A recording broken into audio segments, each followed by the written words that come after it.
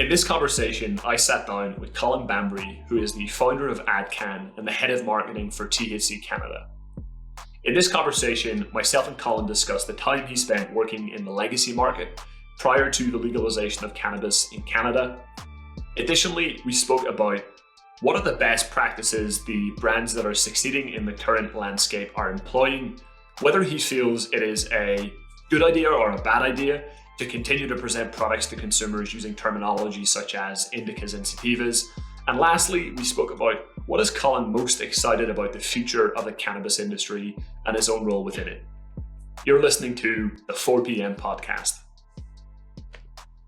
Can you start out by explaining a little bit about your background and what exactly life looked like prior to you working in the cannabis industry? Yeah, for sure. So I grew up in the Toronto area, originally born in Etobicoke, a suburb of Toronto there. Grew up kind of around in a couple different suburbs around the greater Toronto area. I've I've done a lot of different things, I guess. I've definitely always been passionate about communication. So I used to love like speech writing and doing speeches when I was in school, those kind of things. Like definitely kind of always been passionate about what would eventually become marketing, but communicating to people and creativity and those kind of things. I played lacrosse. I think that was a big thing in helping me understand discipline and just yeah, kind of building my discipline, building those kind of things as I was growing up. I graduated high school in a suburb of Toronto, and then I moved downtown Toronto to go to college there. At the time, I was just kind of interested in marketing. I actually was initially in the human resources program, but kind of found out very quickly that's not what I wanted to do. I really wanted to be more on the creative side and work on those kind of things. And yeah, that's kind of where my journey into cannabis begins. I could go into some other specifics kind of prior to that, but yeah, there's that's kind of a little summary there. What was the insight that ultimately led to working in the cannabis industry as opposed to the array of other industries you could have chosen to work in at that time? And quite honestly, I was getting bored while I was going to school. I had to take some classes like accounting and those kind of things just to pass the marketing programs that I wasn't necessarily passionate about. And honestly, I started cutting my accounting class. This is how it all started. I stopped going to my accounting class, and when I was there, I started scrolling on social media. What I noticed on social media is that there was a lot of cannabis brands popping up here, and I saw just cannabis companies promoting and these kind of things. As I would walk around Toronto while I was cutting class, I would notice that there would be like hundreds of cannabis stores everywhere. It seemed to be like a cannabis store in every block. And this was 2016. So this was still, 2 years before recreational legalization came into effect. These stores at the time were not legal, but I didn't know that. I was pretty young, naive. I think I was 19 years old, 20 years old at the time. And honestly, I just assumed that these cannabis stores were legalized. If they were brick and mortar stores, they had storefronts, they had security guards, they had employees. I just assumed, someone's allowing this. So as I noticed this and I saw this on social media and these kind of things, I really thought, okay, there's an industry here. There's people who are selling cannabis, who are marketing cannabis. There's a lot of creativity going on, especially in the digital realm. And I really wanted to get involved. So basically, the way that I got involved was my roommate at the time, who was one of my childhood friends, was a chef. So he was going to the same college as me, but for a chef program.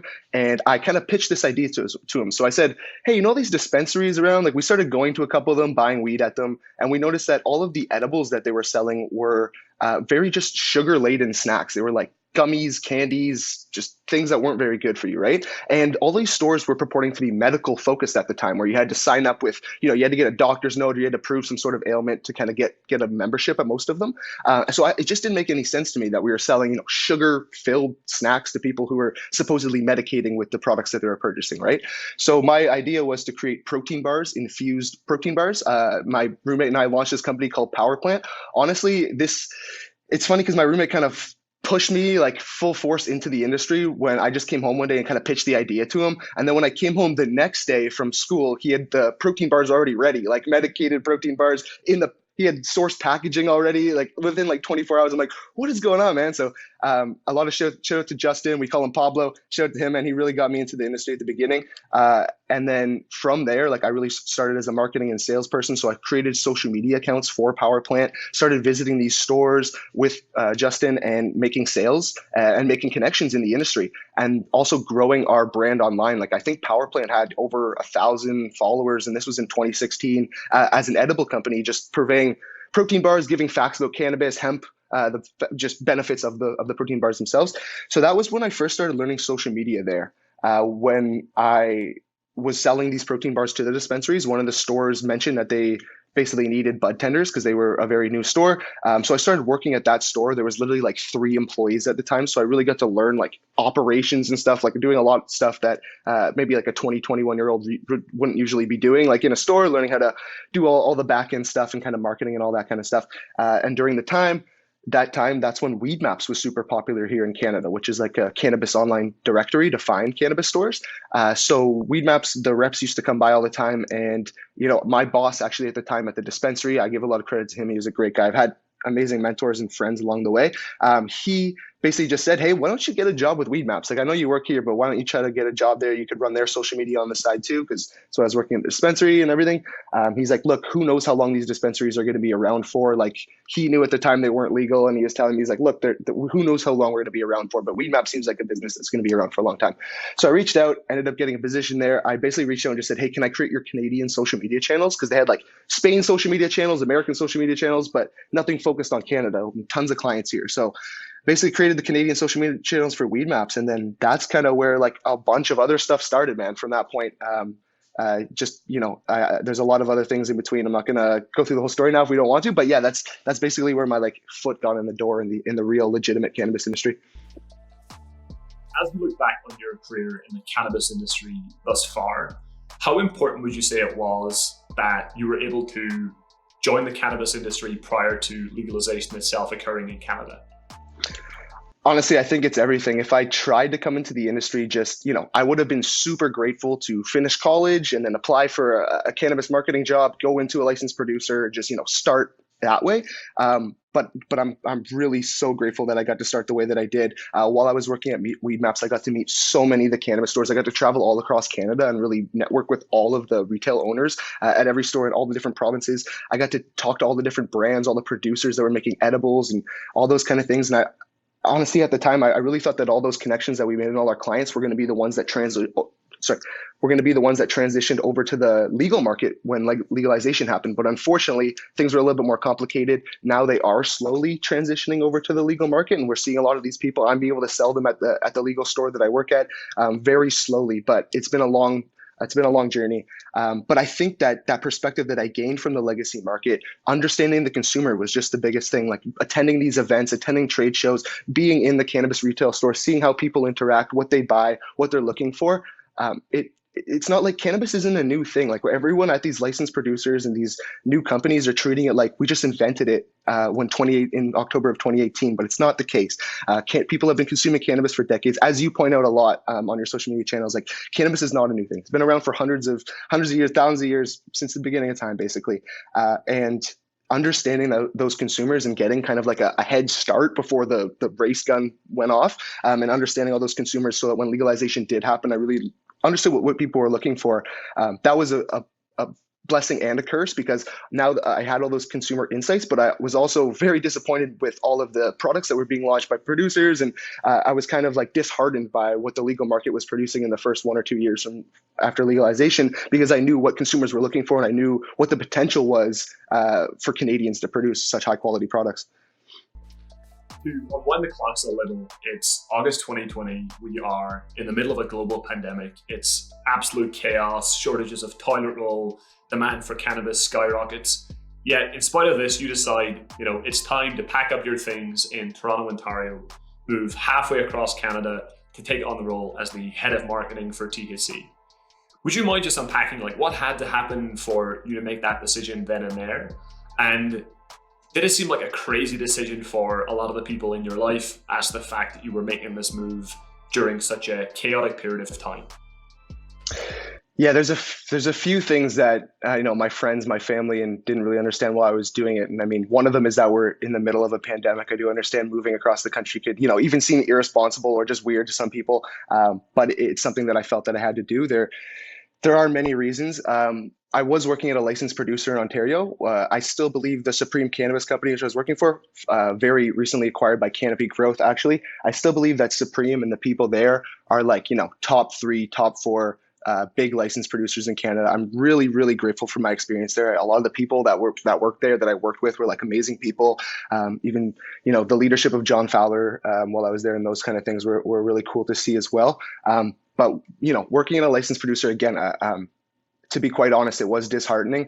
And also working in a publicly traded company just wasn't something that I was, prepared for or wanted to do.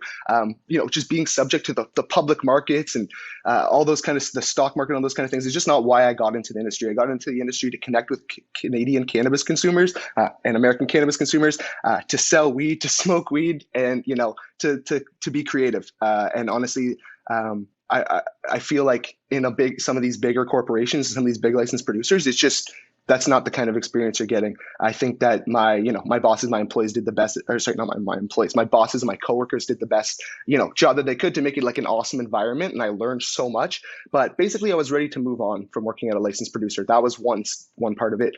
THC. So I moved to Vancouver to work at THC. I'm now the head of marketing at THC Canada, which is a cannabis store. We call it the most legendary store in Canada. It is a legacy cannabis store that has been around since 2016 and now transitioned to the legal market, I think, in 2019. And yeah, I'm the head of marketing here now. I also work in stores as a bud tender and do those kind of things. There's a plethora of reasons that I moved here and I wanted to work for THC. While I was working for Weed Maps back in the day, I got to meet the guys that started THC and run THC, and I fell in love with their work ethic and their passion and the store. Like, it was amazing. I've never seen customers like that. The first time, I've told this story a few times, but the first time I arrived at the store, there was a lineup around the block of people waiting to get in. And I've never seen that. And I really haven't seen it since, of cannabis consumers getting in. They just really tapped into the hype culture of cannabis. And really that was what I was passionate about, is like that the intersection of marketing, hype culture, cannabis, and bringing that excitement to the industry. And they were just amazing. They are amazing dudes. And they needed some help. Something happened out here and they needed some support and some help. And it just was the right time. Like it was the time that they needed me. And I made the decision to move out here. There's a lot of things that were hard about it. There's a lot of things that have been really great about it. I think I encourage people to challenge themselves. And I think, you don't know who you can be until you put yourself in different situations in different places and try it out.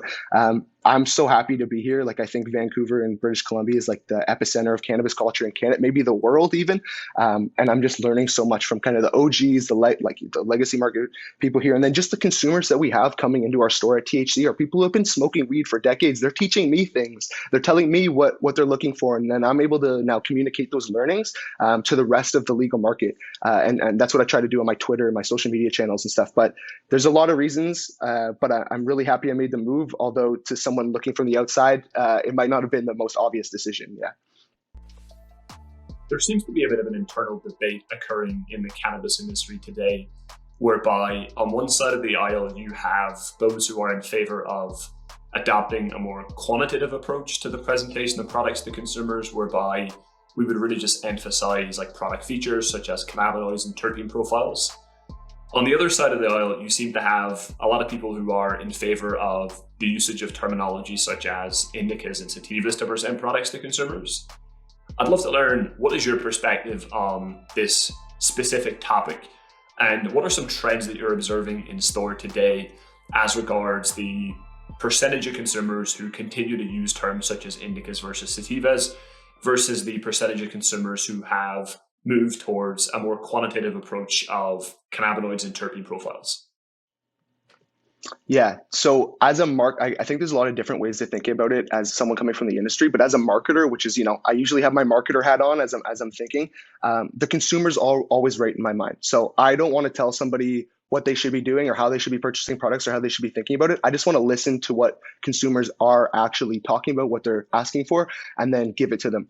I think that ideally, like people, as individuals that understand cannabis and the science and everything behind it, ideally we would like to move away from the sativa, hybrid, indica, narrow leaf, broad leaf kind of distinctions and more to like a terpene based kind of thing.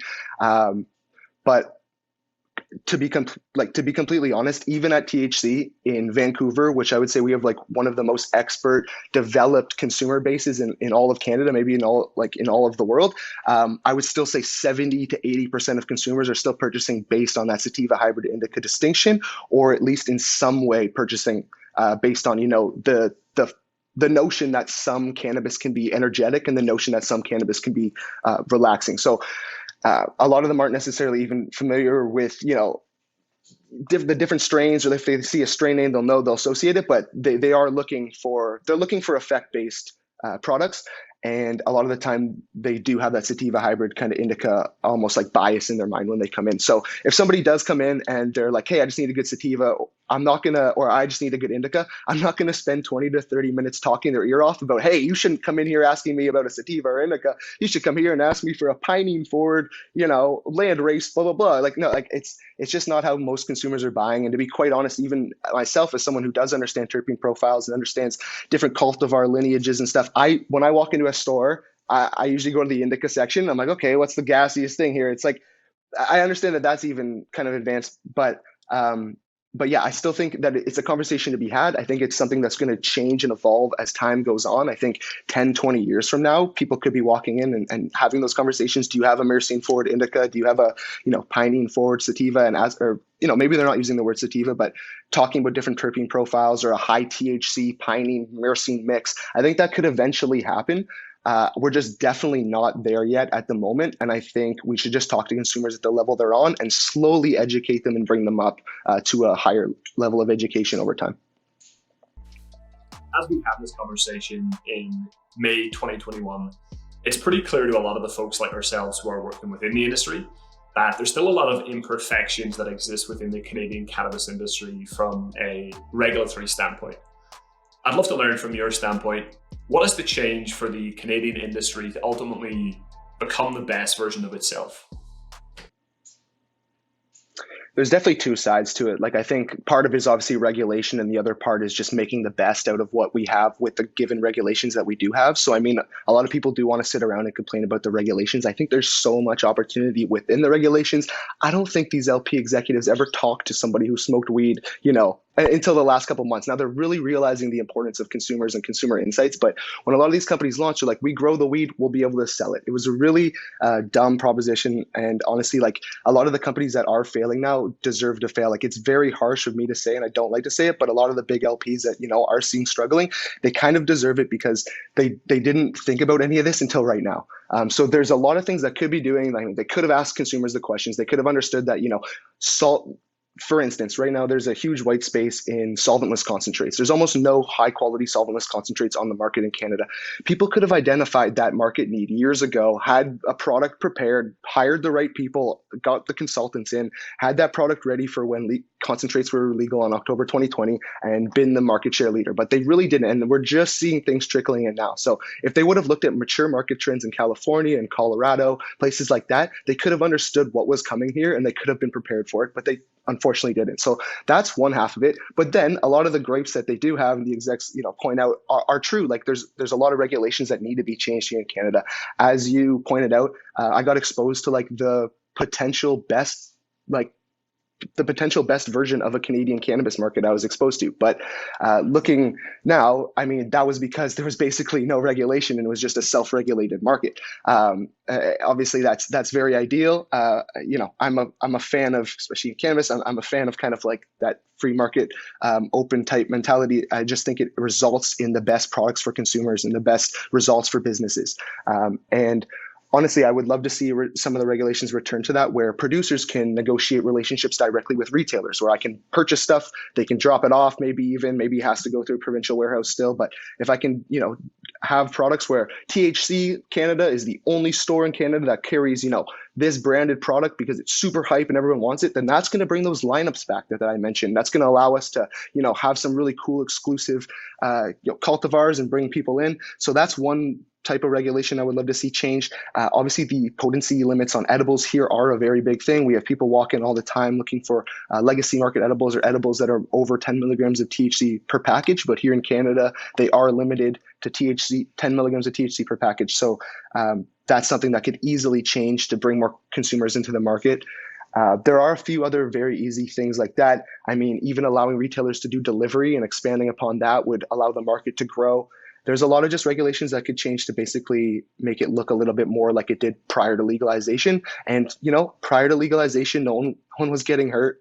Cannabis, overdoses don't exist, those kind of things. But I think it's still great to have, responsible legislation and everything. But they really need to understand that by allowing cannabis companies and cannabis consumers to like freely operate, that it's going to be better for everyone. There's just going to be more tax dollars in the government's pocket. We'll be able to eliminate the illicit market by bringing the illicit market into the legal market, transitioning all those people over to the legal market, helping them and incentivizing them, giving them no reason to want to sell illegally, giving them a better reason to want to sell legal and an incentive to do that. That's how we're going to eliminate that. That's how we're going to get all the money into the government's pocket. And that's how we're going to, stop criminalizing people for cannabis.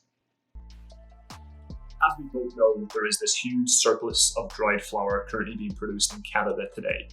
Now, as that surplus sort of seems to take its effect on the market, i.e. a lot of price compression occurring in the market, a lot of consolidation whereby some of the mid-tier producers are buying up some of the smaller producers. What are the brands that you're seeing in the market today that are actually succeeding despite the fact that you have this ridiculous surplus of product currently on the market?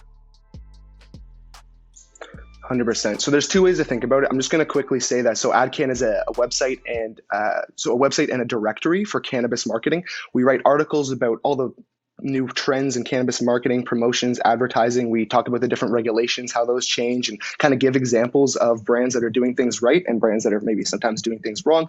We also have an agency directory where you can find marketing agencies that work specifically with cannabis clients.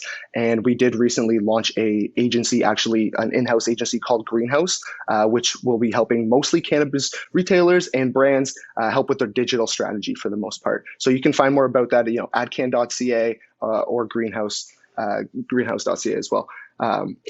So I'll just jump into that. I just wanted to give a little description of what Adcann was. So there's definitely kind of two different types of brands that I would say are making noise right now. The one type that is kind of easy for me to talk about is the craft producer. Those are just the smaller guys that, I can mention a few of them by name, but a lot of people won't necessarily know a lot of them by name yet. They're just slowly eating at that market share of the bigger producers. The craft guys are bringing some incredible products to market. Some of those craft producers are the individuals I was speaking about before, those individuals that were working in the legacy market and are slowly transitioning to the legal market. And as they transition, they bring some of their customers with them. So although they may have had different brand names in the legacy market, they may still have those same social media accounts. They may still have those same awareness with those customers. And when they transition to the legal market, some of those customers will now start purchasing from the legal market the products that they were previously purchasing from legacy. So that's definitely something that's happening. The craft producers, I'll just give a couple shout outs. Done Cannabis is one that's just doing an amazing job bringing some very cool genetics. He's breeding his own strains here that are like California exotic type strains that are really interesting. A huge shout out to Lot 420, which is a producer coming from Quebec. I believe they're in Montreal, Quebec. They are one of those individuals I mentioned that transitioned very recently from the legacy market and are bringing tons of people into our store because everyone wants the Gelato 33 that they've dropped. Those are two big ones. I think there's a couple companies doing a good job of helping bring those craft producers into the market as well. So Indiva, for example, has the Artisan Batch, which brings a lot of these craft producers into the legal market. 7 Acres has the Craft Collective that also helps package those craft producers and bring those to the legal market. There is a company called Joint Venture, and a lot of the craft producers are now going through them. They have the little nitrogen sealed tuna cans, and I think they're just a co-packager for all of them. But the brand that a lot of the people are buying now will say Joint Venture on it, and it'll just be a variety of different craft producers supplying the flower. But people are starting to know the name Joint Venture because they're just putting out some really good high quality gear. So that's one side of it. There's definitely the small micro craft producers, and then on the other side, I think there's the medium size to the smaller big LPs that are really doing a good job in understanding the consumer. Some of those people you could still call craft. They're just craft at a larger scale. So I do definitely want to give a shout out to G-Tech, Black Market, and Tenzo are definitely doing things the right way. I know you're a big fan of them. They're innovating is the biggest thing for them. Is they're doing things first. They're leading the way in the industry, and they're kind of setting the standard in a lot of ways. Their products are very high quality as well for the most part. And so that's one example of a company that's doing well, basically just through innovation. So they were the first one to list terpenes on their packaging, which was a big deal here in Canada, and has kind of set this dominoes of every other company now listing terpenes on their packaging. It's kind of the new standard. They use high quality glass jars. They were the first producer to just release what they're calling a blunt, which is cannabis wrapped in a hemp wrap that resembles kind of a tobacco blunt, which all the other pre-rolls on the market are wrapped in traditional papers. So there's a bunch of different things that they're doing that are very, very cool. And I think innovation, when you're limited in the amount of marketing and advertising that you could do, because we're limited here in Canada, it's important to be innovative and to kind of let your product speak for itself. So companies like Black Market are doing an amazing job. I think Simply Bare is another great example. I mean, they're growing just very flavorful cannabis. I think they've made the organic thing work for them. People who are interested in that are definitely interested in their products. 7 Acres, I think, is a brand that has been doing, I was obviously kind of a little bit biased. I worked on the brand for a long time, but I really do believe in the brand, especially in Ontario. They have a lot of kind of cult following still. So that's a brand that's still kind of doing big on a larger scale. I'm just going to take a quick second to think if there's anyone else I want to shout out. But basically, the kind of medium-sized producers who are really just understanding the consumer and pumping out really good product are also making some waves for sure. During the legacy market era of cannabis in Canada, the primary sort of factor or mechanism of differentiation at a retail level was ultimately, could you obtain products which your competitor could not? Or perhaps even could you charge less for a specific product by virtue of having economies of scale and being able to purchase in bulk? Now, as things stand today in Canada, and I guess more specifically for your own case in British Columbia, every single retail store has to purchase their products from a provincial board. Thus, every retailer has access to the same products at the same price point. And unless they're seeking to, reduce the margins on their product, then ultimately everyone is selling the same product at the same price point. What is the incentive for a consumer to go to your store versus a competitor? Is it community initiatives that help you build brand awareness? Is it the unique and perhaps memorable customer experience you create in store?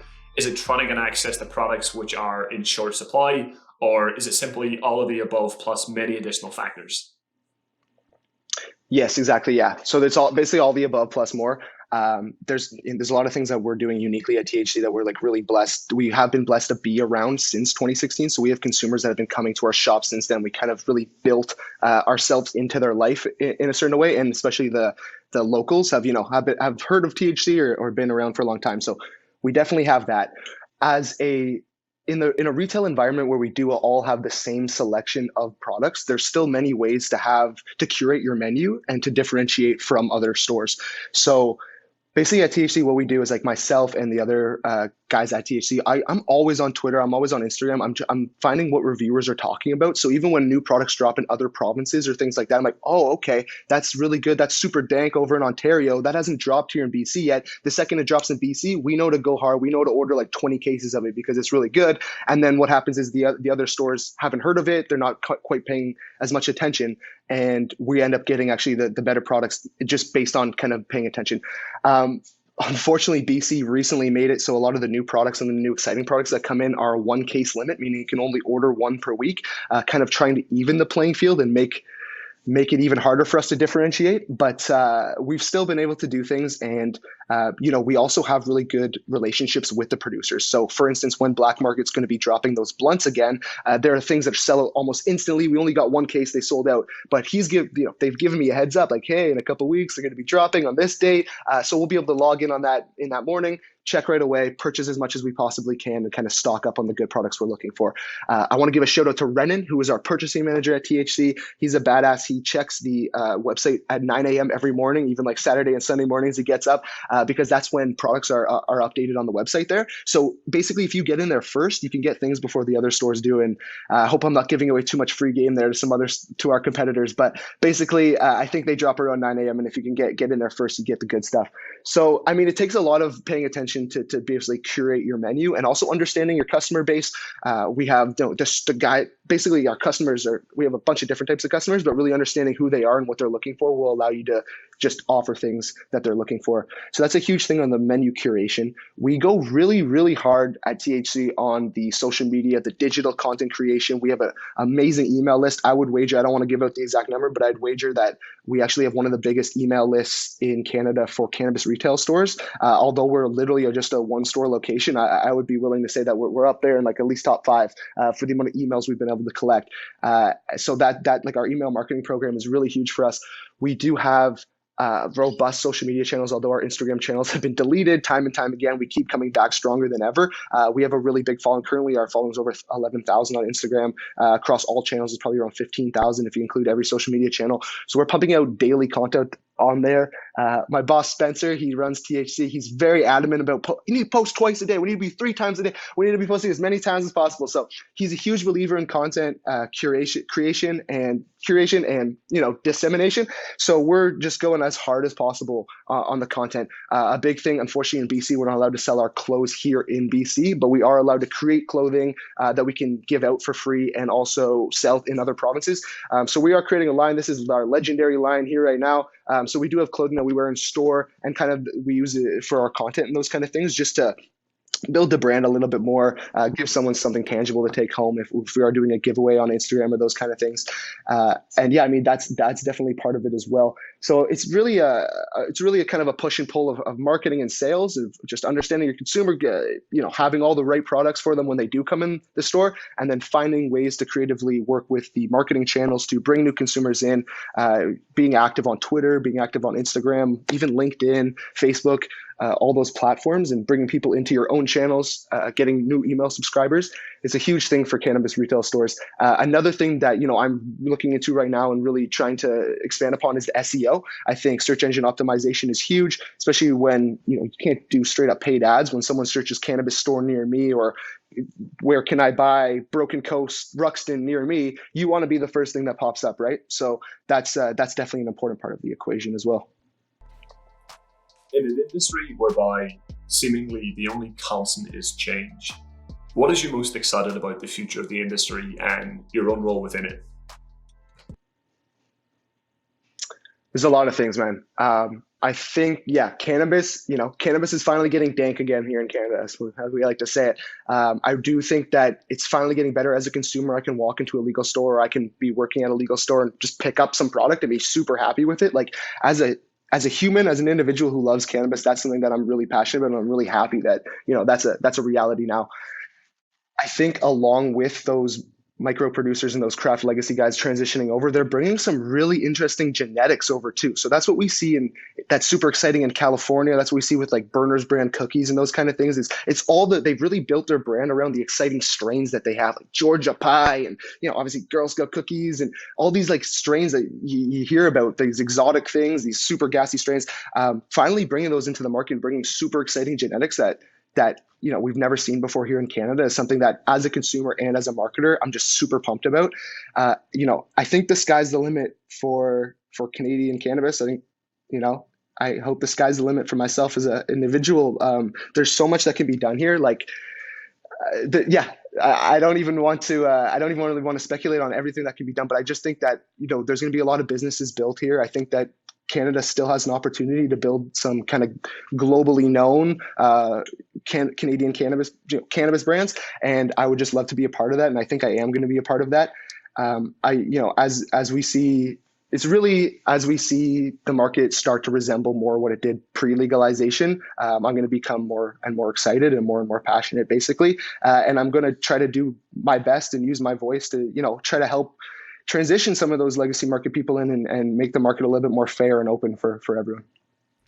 An observation and I suppose many others have made in the past is that you seem to be very much optimizing for the long run in the industry as opposed to necessarily pursuing short-term gains.